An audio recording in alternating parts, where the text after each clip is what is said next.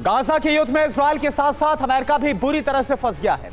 Netanyahu और Joe Biden के लिए मुश्किलें कम होने की बजाय लगातार बढ़ती ही नजर आ रही है। अमेरिका पर सीज फायर के लिए दबाव लगातार बढ़ता ही जा रहा है, लेकिन नेतन्याहू ऑपरेशन रोकने के लिए तैयार नहीं है। ऐसे में अमेरिका खुद को बचाने के लिए किसी भी वक्त इजरायल का साथ देने से मना कर सकता है।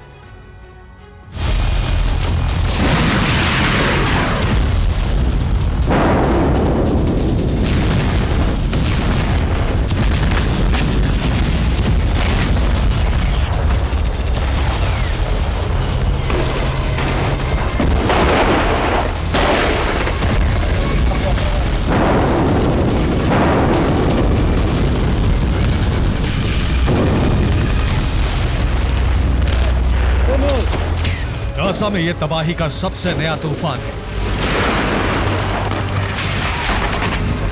इजराइल की बमबारी से गाजा की धरती समतल होती जा रही है। गाजा में अब इमारतें कम और मलबा ज्यादा है।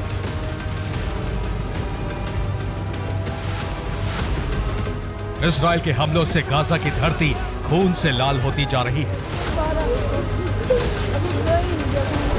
गाजा में अब तक का सबसे बड़ा संहार हो चुका है, लेकिन विनाश का जो बवंडर वो शांत होने के बजाय बढ़ता ही जा रहा है। 24 घंटे से इजराइल के हमले बहुत तेज हो गए हैं। गाजा से लेकर वेस्ट बैंक और राफा तक विनाश का दहलाने वाला मंजर।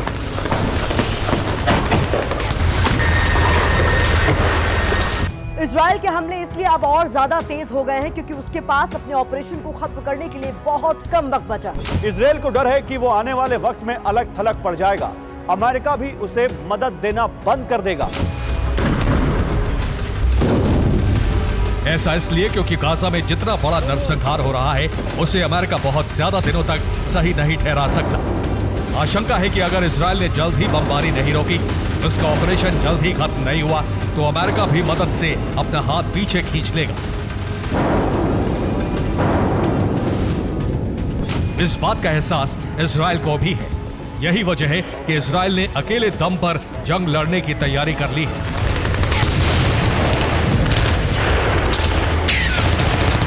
इजराइल के विदेश मंत्री एली कोहेन ने ऐलान किया है कि कोई देश साथ दे या ना दे, इजराइल का ऑपरेशन गाजा तब तक जारी रहेगा जब तक हमास का खात्मा नहीं हो जाता।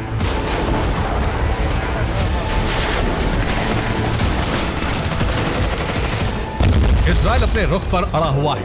यही वो बात है जिससे बाइडेन की टेंशन बढ़ गई है। गाजा युद्ध की वजह से सुपर पावर अमेरिका बुरी तरह फंस गया है। एक तरफ बहुत बड़ा रक्तपात हो रहा है, इसके लिए दुनिया के तमाम देश अमेरिका को जिम्मेदार ठहरा रहे हैं। दूसरी तरफ इजराइल अमेरिका की बात मानने को तैयार नहीं। कत्लेआम की वजह से गाजा और वेस्ट बैंक में हमास के लिए समर्थन लगातार बढ़ता जा रहा है।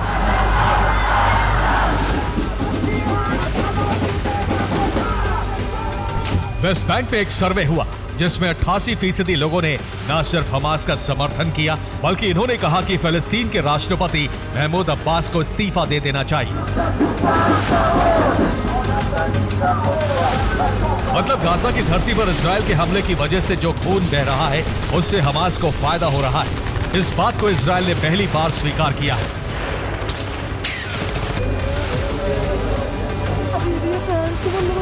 जाहिर है इजराइल के हमले में गाजा के जो बेकसूर लोग मारे जा रहे हैं उसी से हमास मजबूत हो रहा है और इजराइल कमजोर।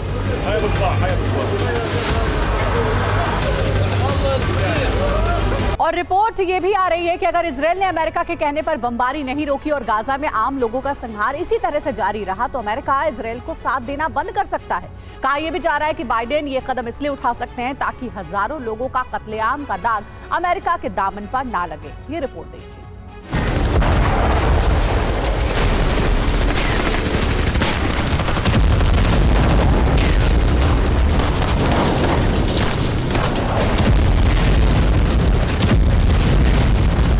भीषण बमबारी और सबसे बड़ा रक्तपात, यही वो दो वजह है जिससे वेस्ट बैंक में हमास नायक और इजराइल खलनायक बन गए।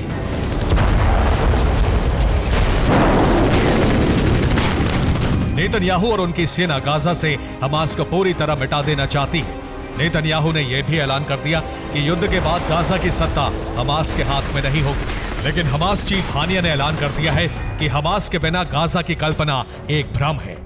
फिलिस्तीन लिबरेशन ऑर्गेनाइजेशन के सीनियर नेता हुसैन शेख ने कहा है कि अमेरिकी राष्ट्रपति बाइडेन ने जो कहा है उस पर अमल करें, गाजा में तत्काल युद्ध विराम करवाएं। सीज फायर नहीं हुआ तो हालात बहुत भयावह हो जाएंगे।